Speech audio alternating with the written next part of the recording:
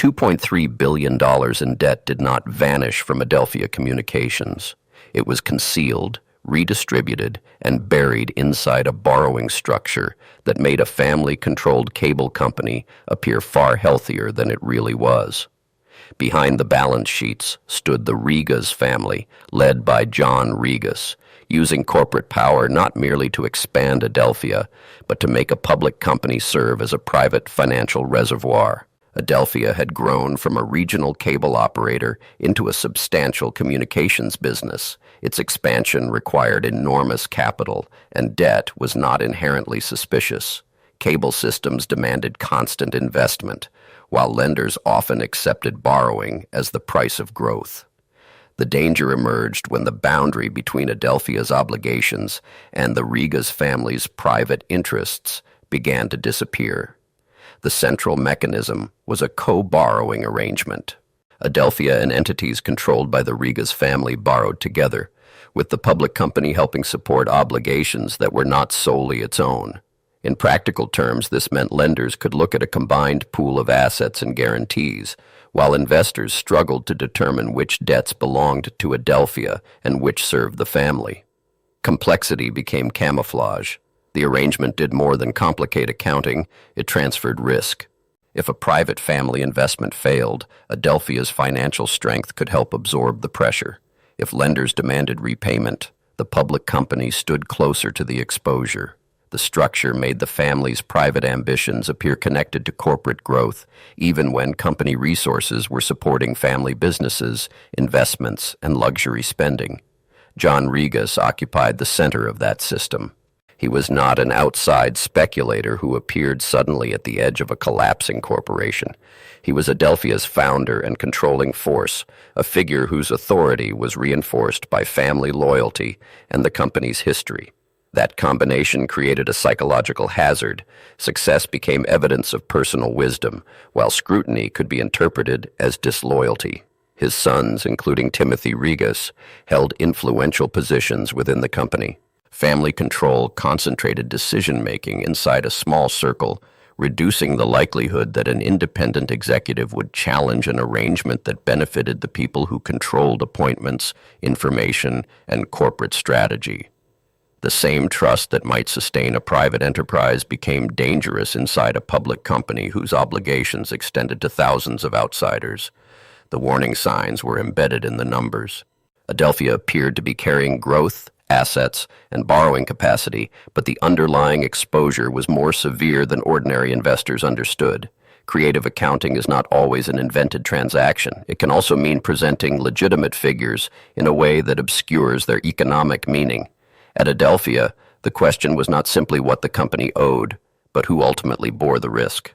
That distinction mattered because public investors purchase more than a share of reported revenue. They purchase a claim shaped by disclosure, governance, and confidence that management is describing the enterprise honestly. When corporate debt is shared with private entities, due diligence, meaning the careful verification of financial claims before relying on them, becomes far more difficult. The complexity does not excuse oversight. It makes oversight indispensable. Yet the controls designed to create that oversight failed to impose a meaningful barrier. Directors and auditors were expected to examine related party transactions, guarantees, and unusual borrowing arrangements. Instead, the family's dominance weakened the challenge function that a public board is supposed to provide. A board can be formally independent and still be practically deferential, especially when information flows through the people whose conduct requires examination. The deeper vulnerability was cultural.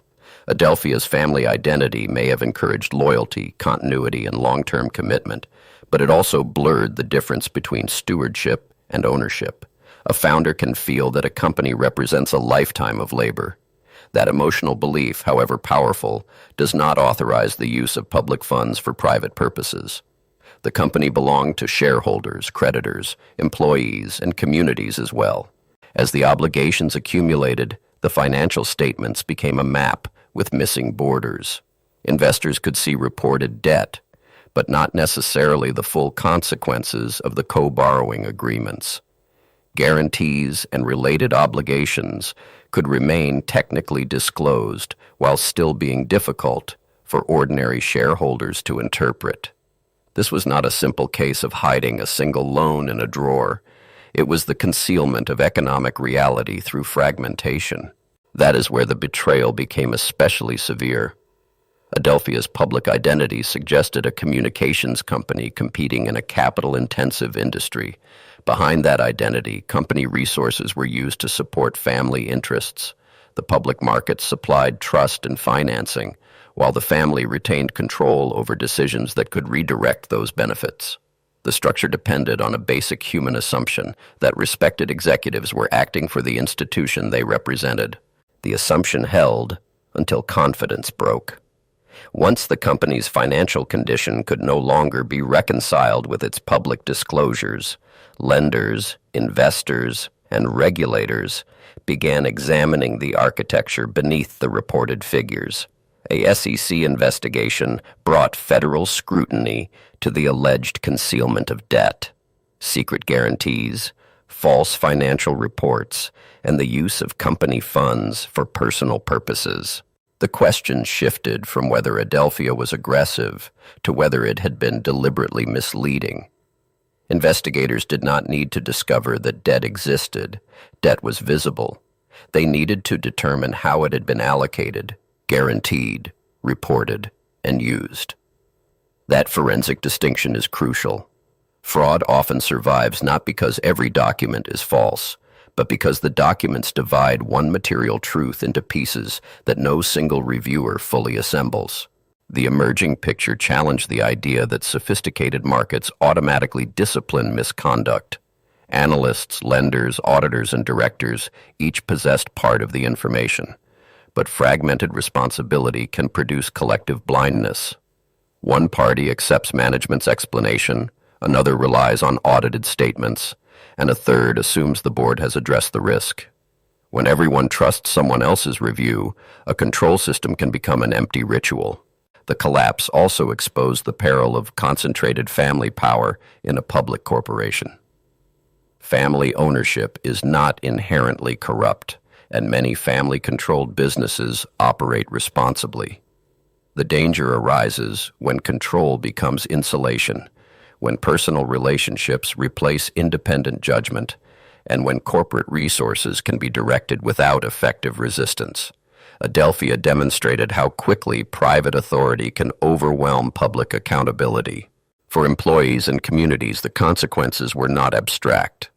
Adelphia's bankruptcy threatened jobs, disrupted commercial relationships, and damaged confidence in a company that had become part of local economic life. Investors faced losses tied to disclosures they had trusted. Creditors confronted a tangled set of obligations. The damage radiated outward because a corporation is not merely a balance sheet. It is a network of livelihoods, contracts, and expectations. The market impact was also psychological. Every corporate scandal teaches investors to wonder whether reported strength reflects genuine capacity or merely engineered presentation. After Adelphia, related party transactions and family guarantees carried a sharper suspicion. The problem was not that markets became incapable of trust. It was that trust became more expensive, requiring greater documentation, stronger governance, and closer attention to details once dismissed as technical. The legal consequences followed the financial collapse. John Rigas and Timothy Rigas were convicted in connection with the fraud, while Adelphia entered bankruptcy. Those outcomes established individual accountability, but they did not restore every lost opportunity or erase the institutional failure. Criminal convictions can identify wrongdoing. They cannot by themselves explain why so many safeguards failed before prosecutors arrived. That question remains more important than the family's personal spending. Greed explains motive, but it does not explain duration.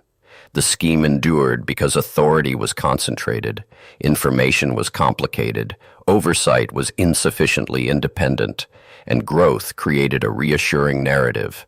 Each weakness reinforced the others. The family controlled the company supported the family, and the financial structure made that circular dependence difficult to see.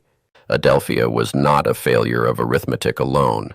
It was a failure to connect arithmetic with accountability. A debt figure can be accurate and still misleading if the surrounding guarantees, borrowers, and private beneficiaries remain obscure. Financial reporting is supposed to translate complexity into understanding. At Adelphia, complexity instead became a shield between economic reality and public judgment. The lasting lesson is therefore not that every family enterprise is suspect or that borrowing signals deception. It is that public companies require boundaries strong enough to withstand personal loyalty, founder prestige, and the seduction of perpetual growth. When a cable company becomes a family bank, when private risk is fused with public credit, and when oversight becomes ceremonial, the balance sheet can remain intact long enough to conceal a collapsing institution. The $2.3 billion debt was eventually exposed, but exposure came after trust had already been consumed. Adelphia's story reveals how financial fraud can operate in plain sight, protected by respectable names, complicated agreements, and institutions reluctant to confront concentrated power. The most unsettling fact is not that the Rigas family abused a public company. It is that the system gave them enough time, authority, and credibility to make that abuse look like business.